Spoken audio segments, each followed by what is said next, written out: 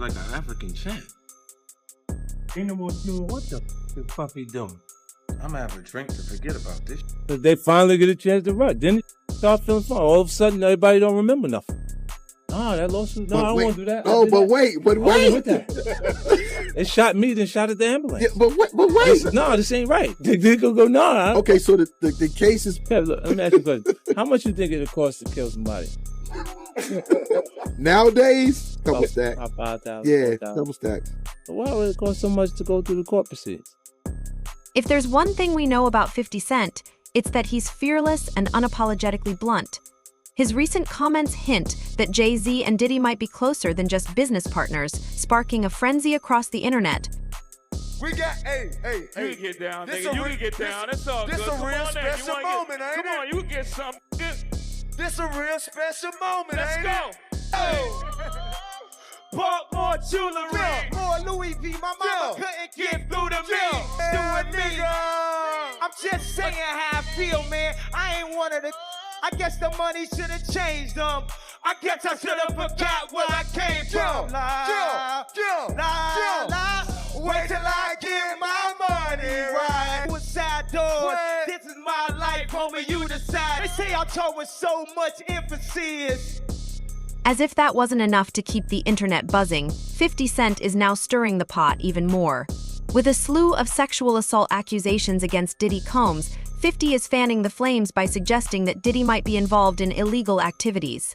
He's also hinting that Clive Davis could be the key to Diddy's long-standing immunity. You know, you would think that the idea of being surprised by an allegation of sexual misconduct with someone famous, you shouldn't be surprised anymore, but this one's kind of surprising. Rap star, hip-hop mogul Sean Diddy Combs, right? He's been hit with a spate of lawsuits recently about his alleged conduct, but this one, the fifth one, is unlike any of the others. This is from a male music producer named Rodney Jones. Now, his allegation is Combs forced him to solicit sex workers and underage girls for sex. Okay.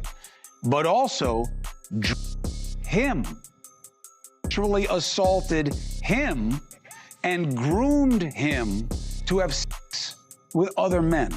And there are a lot of salacious accusations too. That's one of Diddy's MO. I know a former record executive during the time that they gave Donna Ross that anniversary in California. One of his former record executives met with him. And I guess he was trying to pray with him or whatever. But he tried to give him a pill. That's his MO. He just showed you his hand. That's his MO, bro. So how do Jay-Z, Diddy, and 50 Cent all connect? Here's the scoop. Jay-Z and Diddy have been longtime friends and are both billionaires in the music industry. However, some, including 50 Cent, have accused them of dubious behavior, such as eliminating their competitors and sacrificing rivals to preserve their success.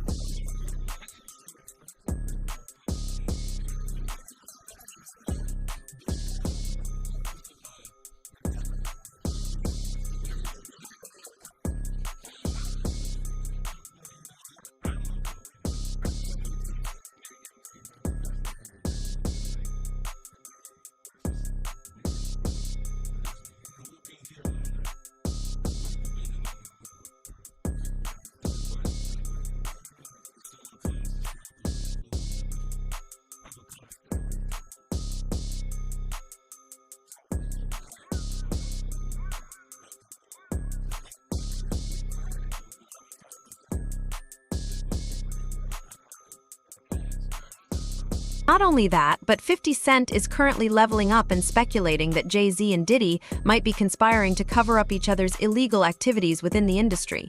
This speculation seems to be hitting Diddy hard, especially after Cassie recently dropped her lawsuit against him, where she had accused him of serious offenses, including human trafficking, emotional abuse, and physical abuse. I think justice looks like Diddy being behind bars, and I also think that justice looks like everybody getting retribution for all of the things. the amount of therapy, like I just said, all of the moments, the time, like these are our careers. In the like living room area, and she's there, and he was like, emotional singing, there you are. And I just was like, oh, he's talking to me. And I remember, like, I don't know if you know what his voice sounds like, but like, I felt like I was in the presence of his monster inside. And I remember like looking in his eyes, and I said to him, what did y'all do? Because I could see that she was like really sedated. That was the first time I ever seen her like high before. And then he says, tell your girl she wants some birthday. And we were like, well, I mean, he's saying this to me, and I'm like, well, she doesn't have to have sex with you if she doesn't want to. He was upset, like, you know, I guess that she didn't want to do with him whatever he wanted, I don't know. You know, he hiring the people, he gonna put it all on her. Cause she knew what he liked. Cause she wasn't just hiring it for her. Don't get that effed up, Art. If you think that she was just hiring those male prostitutes for herself, nah. Bruh, I was in one of those exotic bookstores with him. I saw this dude pick up plugs. And that's the first time I ever seen some shit like that. And when I said, yo, my man, what you getting this for? He said, you know, can I do my shopping by myself? And I said, yeah. And when I looked up there, it said plugs. Naturally, many fans are now suggesting that Cassie might have been threatened by Diddy and Jay-Z, which could explain why she dropped her lawsuit. Meanwhile, 50 Cent is also keeping a close watch on Clive Davis, a prominent figure in the music industry. Davis has been the subject of various troubling stories, from sexual harassment to allegedly kidnapping young actors for his own gratification. On top of that, Davis seems to be in Jaguar Wright's crosshairs as well, adding another layer of controversy to his already tarnished reputation. Clive Davis is the king. Did he have Whitney killed?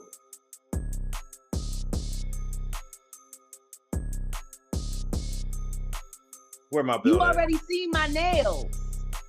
Where my This is what I'm gonna say about that whole situation, because for me, so many people don't want to say anything because it's Clive. Personally, me, I really don't give a They said I was blackballed. I can't be no more blackballed than I am. Clive Davis knows exactly who I am. I know exactly who he is. The last time I went to a party at his house, my ex-husband was with me and then on my husband in front of me, yo. Like he walks around on my husband, on my ex-husband. Okay. Which was, you know, it's his type. Everybody know Clive wants to be a black woman. What? That's why he always surrounds himself with black women. Look at his roster of major stars. Aretha Franklin, Cissy Houston, Whitney Houston, Angie Stone. Wow. And everybody forgets about Angie Stone. True. We kind of do. That's true. Everybody forgets that before Alicia Keys, Angie Stone was holding it down, gold record after gold record after gold record after gold record, and then the next thing you know, Alicia Keys comes. In a video that's gaining traction on social media, singer Jaguar Wright has made some startling accusations involving the late Whitney Houston and her daughter, Bobby Christina Brown. Wright suggests that Clive Davis might be connected to the troubles that befell them, implying that he could be a key factor in their misfortunes. That she had to use auto-tune to sing because her lungs were so jacked up from all the smoking. And, you know, a lot of people didn't know she was a heavy smoker. She was a chain smoker. She smoked 3 packs of Newport today. And still could sing like that. But when you add in Kane or the this and that, and then When they did her autopsy, they said there was nothing wrong with her throat. Her lungs were so damaged that she couldn't fuel the notes. It was her lungs. It wasn't. Her voice was fine. In a video that's making waves on social media, singer Jaguar Wright has leveled some shocking accusations about the late Whitney Houston and her daughter, Bobby Christina Brown. Wright hints that Clive Davis might be linked to their tragic fates, suggesting he could have played a significant role in the difficulties they faced. And then they inappropriately put her stupid-ass goddaughter on there. Yeah. I just thought it was all kind of cheesy. Yeah, so now I probably won't be watching the movie just because I know whose money the proceeds are going to, and him. You royally, and you for inventing Diddy. You for that. You for letting that out of control whack ass monger and sodomite just run rampant all over this goddamn business. You for that. Additionally, Wright alleges that she witnessed Clive Davis mistreating Bobby Christina and Whitney Houston at a party, blaming him for introducing them to misuse and manipulation. She also claims that Davis has a secret collection of tapes he uses as leverage and intimidation against his artists. In a dramatic outburst on camera, Wright accuses Davis of being a devil worshiper and a pedophile, asserting that he belongs to a satanic cult similar to Jay-Z, which she believes exerts control over the music industry. He's a queen. Okay. Yeah. And there's nothing wrong with that. Most queens want to be black women. So he's like a yes type, like yes. Yeah. On the low. Wow. But you know, I'm not gonna bite my words. The nigga on my husband right in my face. I was like, you got your mind. So you know, I didn't get a whole lot of invitations back to none of them come suckle at the Tea to Power Grammy parties the night before the Grammys. Yeah. What I will say about Clive is that he is very, very, very obsessed with maintaining the brands that he creates. And he will go to extreme lengths to protect those brands. You know, these women that he works with, they become dolls in his mind. They're living dolls. He runs every second of their lives. The only person he never really did that with was Aretha Franklin. But that was a different time. Well, I mean, you ain't got no choice. You ain't got no choice. Everybody comes into the game having to make their bones. He made his bones with Aretha. And what a person to make your bones with. True. Aretha hit. Now everyone's looking to him. Clive knows the singers. Clive knows this. It wasn't Clive that knew the singers. It was Aretha that knew the singers, who introduced the singers to Clive. But they don't talk about that either. So you got to realize by the time Clive took over managing Whitney, I mean, he had been a part of her life, damn near all her life. He had his pulse on that bloodline, yo. Heavy. Continuing her list of accusations against the business magnate, Wright revealed her concerns about Clive Davis potentially making a documentary about Whitney Houston's life. She believes that the film would be misleading and would primarily serve Davis's interests.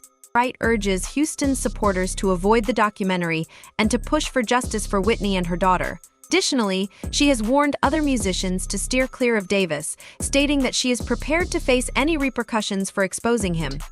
I've been being followed for the past month and a half. By who? Various people. Different places.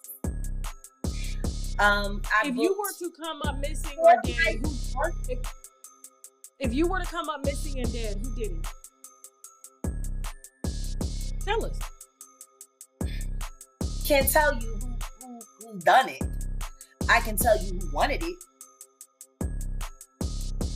And it would most definitely be Clive Davis. So you think Clive is looking for me? Oh, I know he's looking for me. I know he's worried about me. And he should be. Why? He should be very worried about me. Why? Because I know things about him. He don't want nobody to know. I know things he's done. And he's hurt people that I love. Like what?